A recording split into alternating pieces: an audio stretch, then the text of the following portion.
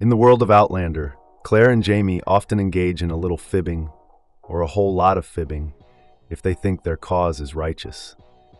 And in the fourth episode of the prequel series, Blood of My Blood, Claire and Jamie's moms prove they're not above doing some lying if it will protect them and the ones they love. Julia must go back an offering to the fairies after pissing them off with her milk spillage in the opening scene of A Soldier's Heart.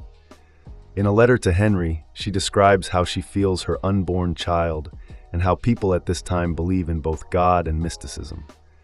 Julia, too, is beginning to embrace this legend after being transported back in time. As they prepare for the birth of their first child, Julia and Henry are in domestic bliss in the 20th century, and Henry will be pleased with either a boy or a girl. Mrs. Beauchamp, I just want you and the kid to be safe and healthy. I would be the happiest father in the world if I had a little girl. Right answer, my dude. Henry is at the brothel in the past. Before you rescind his good husband card, keep in mind that he is only there because Madame Unahai has claimed to have found Julia. She hasn't, of course, and Seema, the brown-haired sex worker with kind eyes, does her best to keep Henry's business. He rejects her offer of sex, but he does confide in her about his fears of finding Julia working in a place like this. Brian brings his father a letter from the Grants at Castle Leathers. Simon is upset that the letter was written by Henry, but it could be a good thing for Claire's parents that a letter written in Henry's handwriting is so close to Julia, even if Simon threatens to use the letter to wipe his ass. The Grants aren't interested in ending the engagement of Ellen Mackenzie to Malcolm Grant, but this only makes Lord Lovat more convinced that Ellen is tarnished goods. He's particularly suspicious about why her brothers assumed she had run off with Malcolm during the gathering, which, of course, concerns Brian, as he is the man Ellen had run off with. Julia's nettle rash trick. After the tryst in the last episode, Julia arrives and is determined to stay away from Simon at all costs. Who could blame her? She pretends to have a rash by using nettles she collected, which works twice as well because it not only makes Simon skeeve her to touch her, but also enables her to travel to the pharmacy to acquire the cure. When Simon requests that Balak chaperone her, Brian intervenes once more to save the day and go with her. Ellen fights with Dougal and Colum at Castle Loach because she is engaged to Malcolm Grant. She wants to go, even though she was only being kind in the previous episode to help her brothers get the leadership. However, as his fiancée, Colum insists that she travel with Malcolm to Inverness for Beltane in 2 months. He warns that the last person to break off an engagement with a Grant, Graham Finley, was disappeared into the heather. To make things worse, Red Jacob's careless spending has left Clan Mackenzie's finances completely depleted. But despite the risk of poverty and murder, Ellen is refusing to back down. The Grants are also threatening Henry Beauchamp. On the day of the quarter, Isaac Grant assigns him the responsibility of collecting rent from his renters.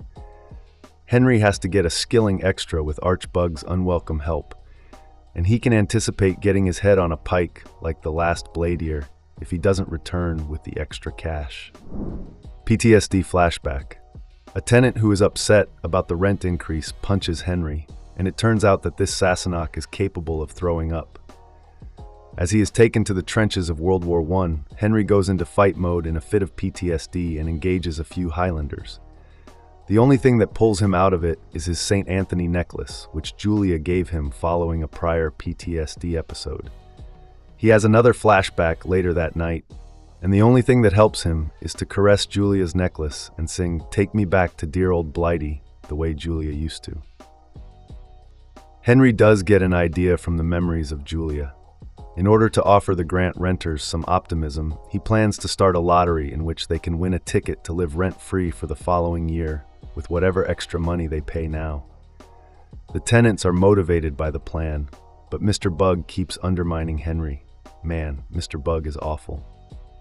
In the meantime, Julia and Brian had been traveling by car. Brian has brought Julia to Castle Leoch to deliver a message to Lady Ellen, knowing that she was lying about her rash. Julia acknowledges that she might simply go into Castle Leoch and never come out again because she is pregnant. However, Brian gives her a buddy and protection, which is something of value. If he can help her permanently leave Castle Leathers, she pledges to do him a favor. Following some deception with Mrs. Fitz, Julia slips into Ellen's chamber. Ellen acts as though she has no idea who Brian Fraser is, but she quickly gains Ellen's trust after Julia reveals that she is serving as the bridge, which is where these two Scottish lovers first met covertly at the gathering. Beltane at the Standing Stones. Ellen has a commitment to Malcolm that, if the fairies have their way, she will be locked in a dance with him for 100 years at Beltane, despite her love for Brian. This raises Julia's attention, and properly so. In the world of Outlander, Beltane is a significant day. It is a magical day when time travel is made simpler and the barrier between the living and the dead is weakened. Additionally, Ellen affirms that they will be commemorating Beltane at the Inverness Standing Stones that took Julia and Henry back in time. Brian and Ellen reunite after Julia persuades Ellen to meet him outside. Commence the hand-holding. They confirm their never-ending love for one another. Haven't they only interacted 2 times? These two move quickly and agree to get together at Beltane once again. Julia and Brian escape before Dougal finds them. Ellen now shows Colum the guest list for her wedding to Malcolm in an attempt to persuade him that she is fully on board with her covert plot to flee with Brian. Oh, Ellen, you're a cunning one. The connection between Jamie's father and Claire's mother is strengthened when Julia informs him that Ellen is going to Beltane with Malcolm. As long as Brian takes her to Inverness with him so she can look for Henry, she agrees to serve as the liaison to divert Malcolm. Brian concurs. Even though Henry's lottery plan worked, Isaac Grant is upset that his Bladier didn't do as he had instructed. Mr. Bug offers to kill Henry, but he is permitted to serve another day. Isaac responds, "Not yet, but keep a closer eye on him." Dangerous. Baby Claire's name revealed. In a more optimistic era of the 20th century, Henry and Julia decide that if their unborn child is a female, they should call her Claire, because she and the child will be his role models. Claire, sweetheart. However, now that they are living in the past, it is considerably more bleak, even though Julia and Henry are optimistic that their future is clear and bright. Since the brothel is the only place he can go to get some quiet, Henry goes back there. The fact that Henry and Seema never have sex is a little problematic for people who want Henry and Julia to get back together. It doesn't help that Julia tells Simon that she is expecting his child at Castle Leathers, which raises the question of what happened to Claire's sibling.